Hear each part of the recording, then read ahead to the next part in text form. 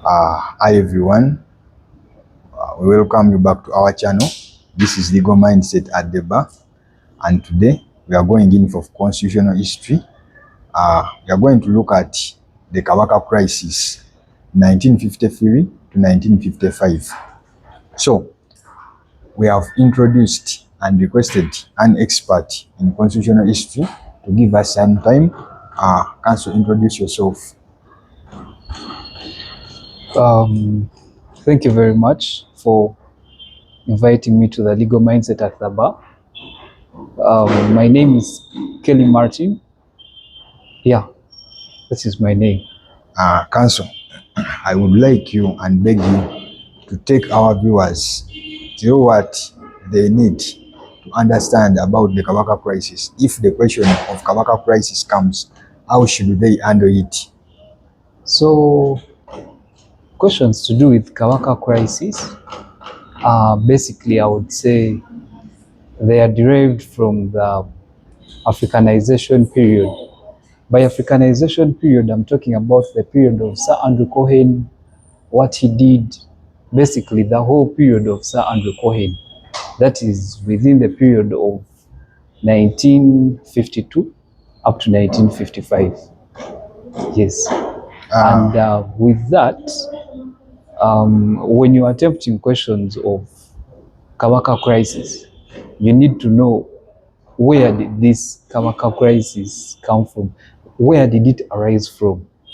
Yes. And if so, you need to know what was the actual cause of it, like the series of happenings that led to the Kabaka crisis. And then with that, of course, you need to introduce some authorities therein. Yes, and conclude as you may. So, Counsel, if a student is handling this 1995 Kabaka crisis, you know, there is that one of 1966. Yes. But now we are handling the one of 1953 to 1955. Yes. What background should they have? The background you've been talking about, what are the contents therein? Tell us about the situation of Cohen and the Kabaka at the time. Yes, thank you very much.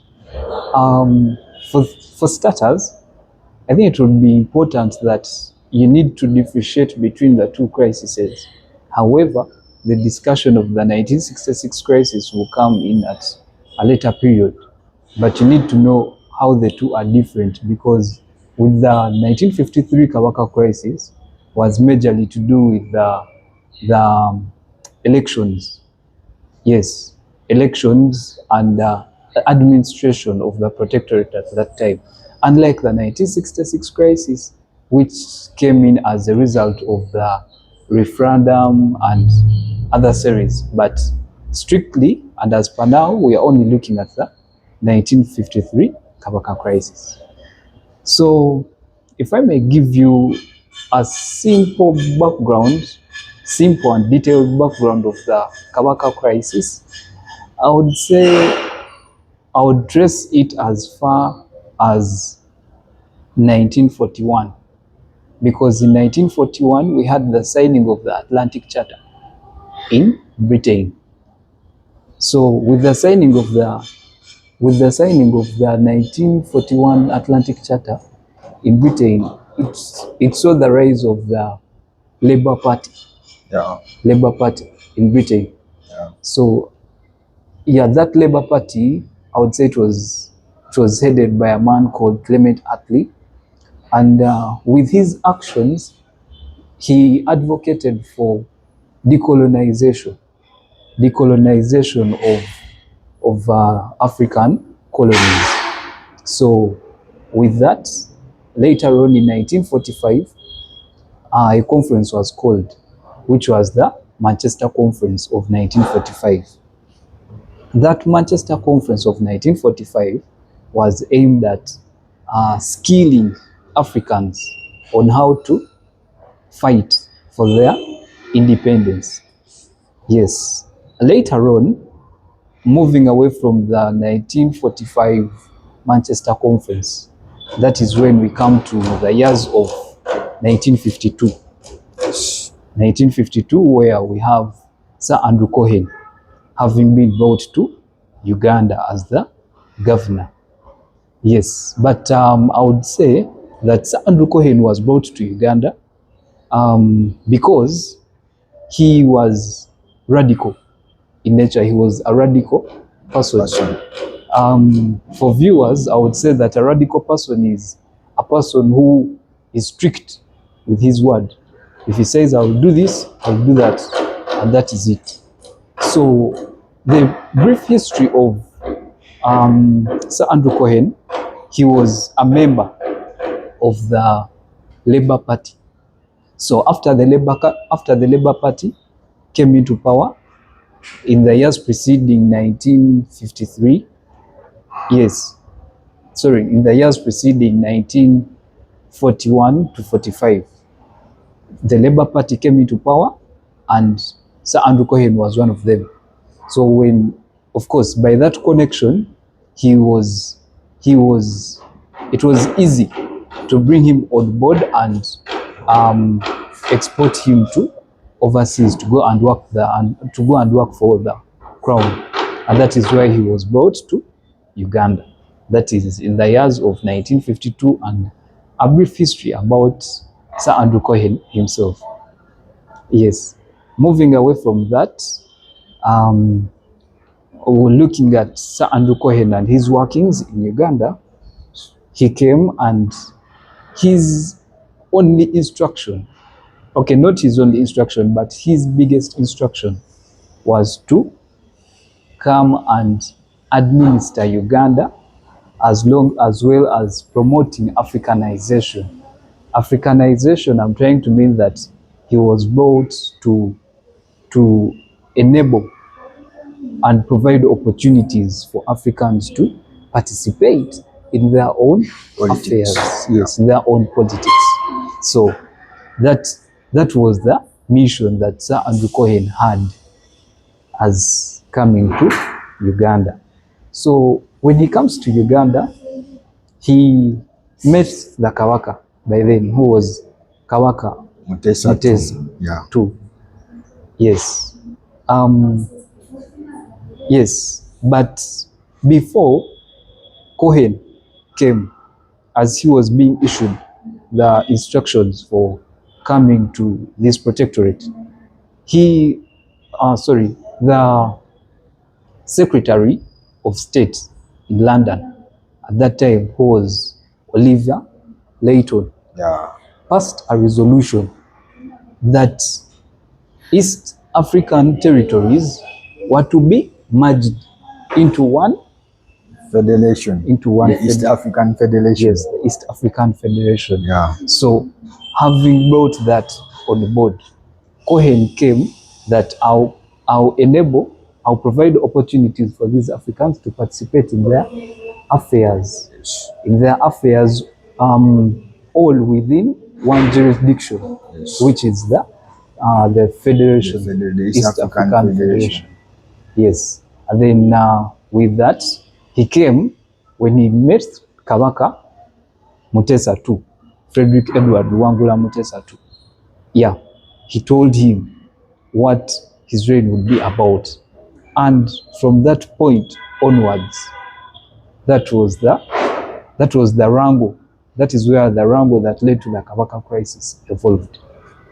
Because you have said he had the intention of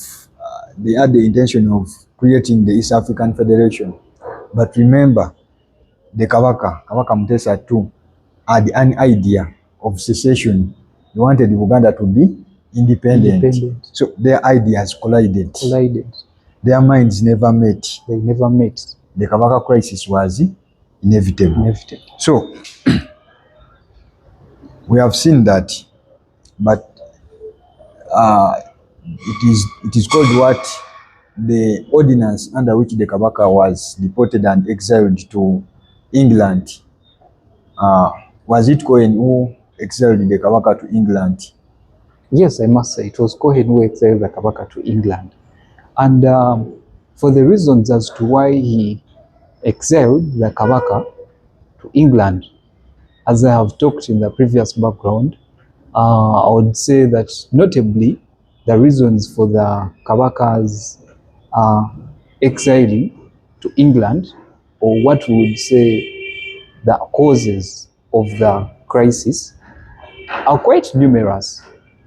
Yes, are quite numerous, but I think it is important that we point out the strong ones. Yeah, because after deporting the Kabaka to England, after the conflict of the ideas, the British government wanted a federation. The Kabaka wanted Buganda's independence. So they deported the Kabaka to England. Yes. Now, the Africans started protesting for the return of Kabaka. Yes, true. The Bunyoro, the Ankole, all rallied against, rallied at the back of Buganda to demand for the return of the Kabaka. So you remember the instance when Cohen wanted to restore all, to give the Baganda another Kabaka, and it failed. And they later signed the Namirembe Agreement, which led to the coming back of the Kabaka Mutesa II, triumphantly. So, Council, I beg we dive into the causes of the 1953 to 1955 Kabaka crisis. So, allow me to tell you a cause and you explain it tentatively. So, to begin with, Oliver Lytton's speech that demanded for the East African Federation. Yes. How did it cause the Kabaka crisis? Oliver Lytton's speech caused the Kabaka crisis in a way that when he said that the East African territories would be merged into one territory, his intention was to bring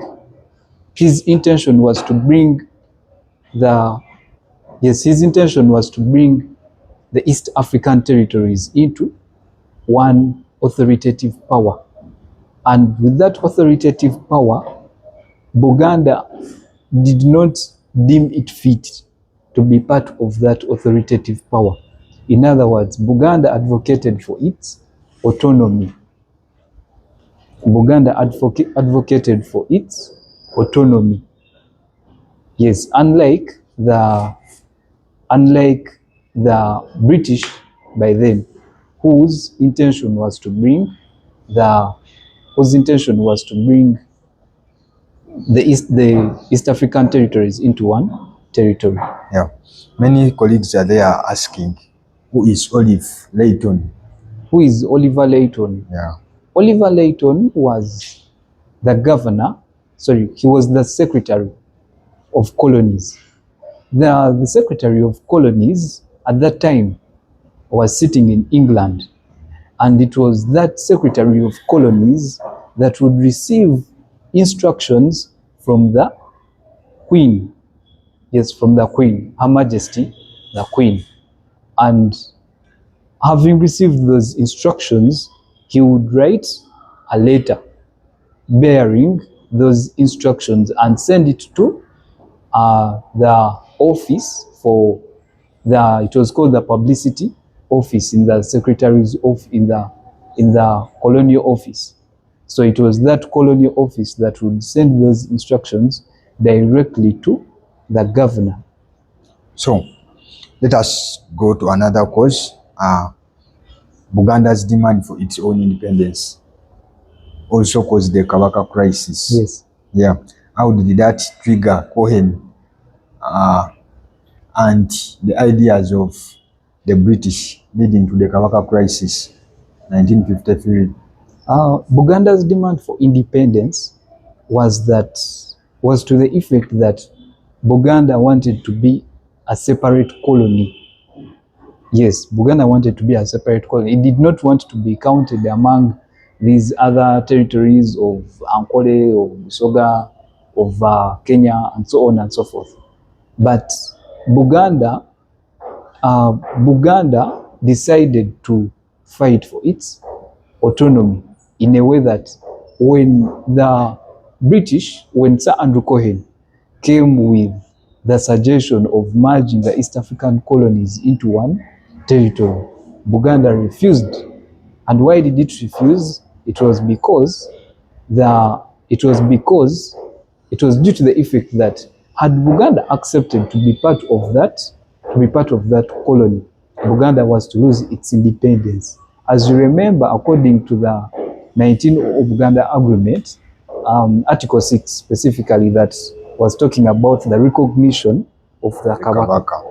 Yeah. So with that article, it meant that the British would recognize the authority of the Kabaka had he collaborated at that point, which he did by that time. But when the British came in with the idea that they wanted to merge all the East African territories into one, Buganda saw it as a loss for her, and it was therefore an undermine to Buganda's independence, which idea they did not buy at any one point in time. Yeah, their ideas conflicted. Yes. So, to go to another cause, the arrest and exile of Kabaka Mutesa II. How did it trigger the 1953 to 1955 Kabaka crisis? Yes, the arrest and the arrest of the Kabaka, I must say it happened on 30th of November 1953. And the happening of that was because the Kabaka, Mutesa II, at that point, had refused to buy the ideas of Sir Andrew Cohen. And the reason as to why that occasion led to the Kabaka crisis was because, as I have mentioned earlier in the two conferences, Manchester Conference and stuff, they were about decolonizing of African territories. So when these Africans went to those conferences, they got skills on how to fight for their independence. Yes. So them having gotten the skills of fighting for their own independence, they came back to Uganda with very skillful minds, I must say. So having